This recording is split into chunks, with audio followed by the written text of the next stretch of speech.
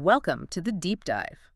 We cut through the noise on complex research, giving you that expert edge. Glad to be here. Today, we're tackling something really central to AI right now: efficiency.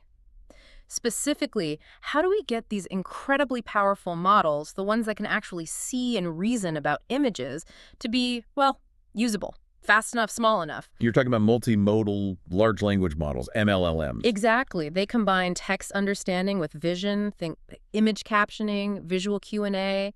They can look at a picture and tell you what's going on. They're amazing capabilities. But, and this is the big but, our sources highlight, they are computationally starved. They need so much power. It really comes down to the input data. A standard LLM, you feed it text, maybe a paragraph, right? Information-dense tokens, but relatively few. Ah. An MLLM, though, might be looking at a high-res photo or even video. Visual data isn't as dense information-wise per piece, so you have to break an image down into hundreds, sometimes thousands, of visual tokens to capture the detail. Right, so it's just a sheer volume problem compared to text. Precisely. And for video, that number just explodes, frame after frame. You hit massive bottlenecks, memory usage, processing time. So the goal becomes pretty clear. We need to compress those visual tokens. Fewer tokens means less computation, right? Lower FLOPs, less strain on that KV cache memory. That's the target, token compression. But here's the puzzle the sources raise. You can't just take an existing compression method, say Dart or FastV, chop out 80% of the visual tokens and feed it to a standard MLLM. No, that doesn't work well. The performance just tanks. Why? Why does the model essentially reject this sudden amputation of its input? It's because you're fundamentally changing the data it expects to see drastically. Okay. Going from, say, 500 tokens down to 100 overnight, that's a massive shift in the input distribution. The researchers term it a perturbation in the feature space. A perturbation. Okay, I think I get it. It's like you train a chef on using specific high-quality ingredients, then suddenly swap most of them for completely different lower-quality ones. They can't just instantly cook the same dish. That's a great analogy. The model's learned parameters, its internal optimum for performance, is based on the full token set. Right. When you certainly give it highly compressed data, that optimum is now far away from its current state.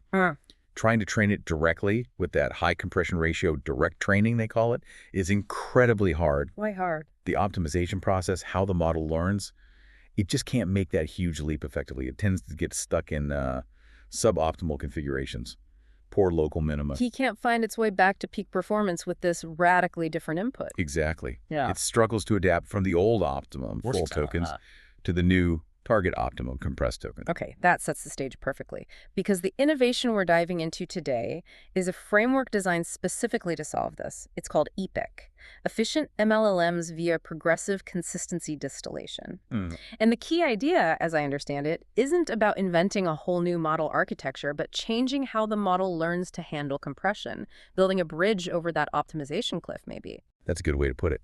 Instead of that sudden jarring jump, EPICs introduces a smoother path. It tackles that perturbation problem head-on. How? By breaking down the adaptation process, it decomposes the overall shift into smaller, manageable steps. It creates a progressive learning trajectory towards that final, highly compressed state. Progressive. Okay. And the core mechanism involves something called consistency distillation with shared weights? Yes. It's quite clever. You use a single MLLM model, but it plays two roles simultaneously: teacher and student. Wait, the same model is teaching itself? How does that work? If the student part is learning on compressed, potentially noisy data, doesn't it risk corrupting the teacher part, leading to a downward spiral? That's the potential risk, yes. But the progressive nature is the key safeguard here. The teacher version of the model always operates with a slightly lower compression ratio than the student version at any given training step. Okay, so the teacher is always dealing with slightly less perturbed data than the student? Exactly. This ensures the teacher provides more stable, reliable guidance. It's always drawing from a slightly easier, less compressed input space. So the teacher leads the way, but stays in a comfort zone just behind the student's bleeding edge. Precisely. That small controlled gap offers manageable guidance. The student is always learning from a version of itself that's closely related, but operating under slightly less stress. And this step-by-step approach, does it actually help the optimization? The research suggests it does, significantly. By following this managed progressive path, starting easy and gradually increasing the compression difficulty, the overall journey the model's parameters take is much smoother. Fewer bumps in the road. Right. They talk about it having a strictly shorter total variation in the parameter space compared to direct training. Basically, you avoid those deep valleys in the optimization landscape where training gets trapped. Makes sense. Now, to make this work, they didn't just ramp up the amount of compression progressively. They applied this idea across two dimensions, right? Token-wise and layer-wise. Let's start with the first. Token Consistency Distillation, or TCD. Correct. TCD handles the magnitude of the compression over time. It follows an easy-to-hard curriculum.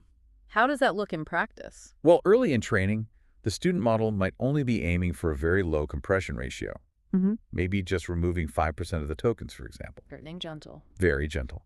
But as the training progresses, the target compression ratio for the student gradually increases.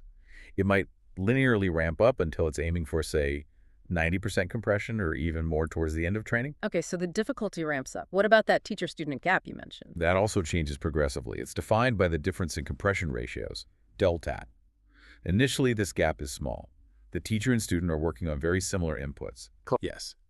But as training goes on and the student gets better at handling compression, this gap is allowed to increase. Why increase the gap? It encourages the student to generalize more.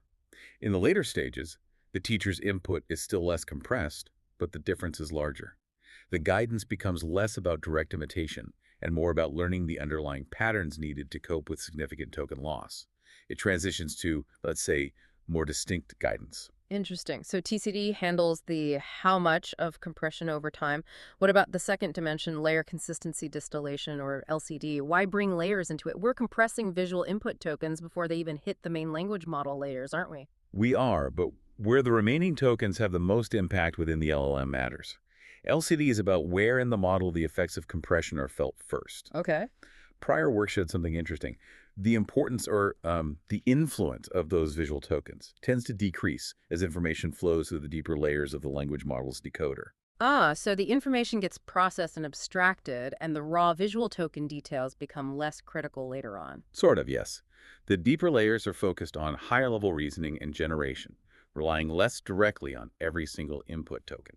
So if you're going to introduce the stress of missing tokens, it's less disruptive to do it first in those deeper layers, like easing the model into it. Exactly. It's another easy-to-hard approach, but layer by layer. LCD starts by applying the token compression effects primarily in the deepest transformer layers, where the impact is potentially lower. Right. Then, as training progresses, the layer at which compression is primarily focused gradually shifts upwards toward the shallower layers, from L towards Lmin as they denote it. So it's like a wave of compression awareness moving up through the model structure. That's a nice way to visualize it. It enforces layer-wise consistency and ensures the model adapts systematically, layer by layer, without shocking the whole system at once. Okay, this EPIC framework sounds methodical. Progressive difficulty, both in amount and location of compression. But the proof is in the pudding, right? Did this careful staircase actually lead to better efficiency and performance? Let's look at the results.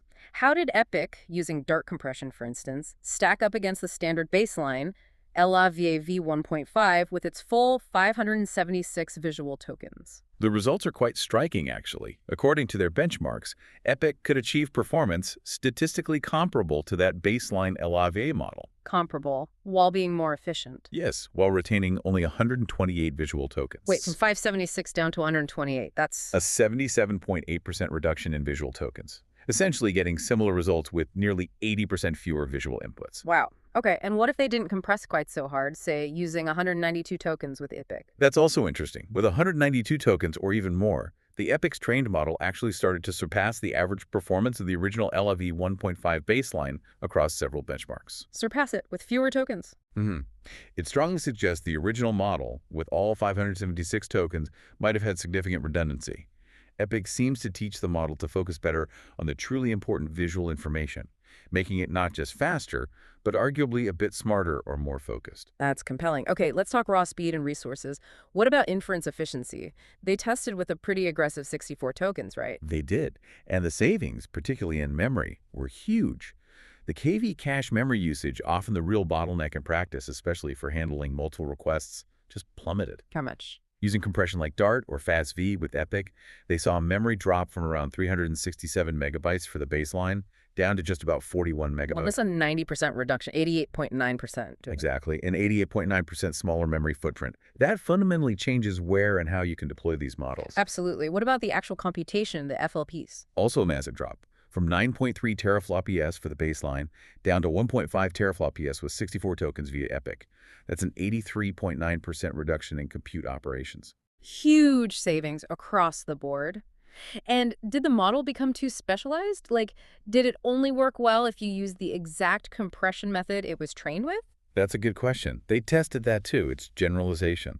They found models trained with epochs generalized quite well. Meaning you could train it using, say, dark compression, but then run inference using fast V or even just random token dropping, and it still performed well. It wasn't just memorizing which tokens Dart kept. So it learned the underlying pattern of dealing with missing information, not just one specific pattern. That seems to be the case. Yeah. It learned robustness to token absence, which is really valuable. Okay, that flexibility is key. Now, let's shift gears slightly to something really practical. This idea of the high return on investment area. We often hear about pushing compression to the absolute limit, 1 or 2 tokens maybe. But the researchers here argue against that. Why is extreme compression not always the best goal? Right. This comes down to the trade-offs in real-world systems. They analyze the relationship between the number of tokens, performance, and actual latency reduction. And what did they find? While the FLOPs, the raw computation, drop sharply as you go from 576 tokens down to, say, 128, that rate of reduction really slows down once you get below about 36 visual tokens.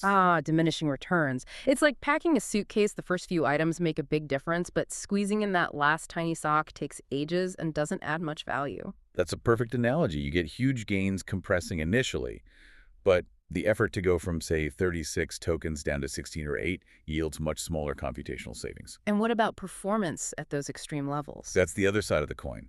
Their analysis showed performance starts to degrade quite sharply once you go below roughly 64 tokens. So diminishing compute savings and falling performance. Exactly. Yeah. Which led them to identify this high ROI area, the sweet spot. It seems to lie roughly between 64 and 128 visual tokens.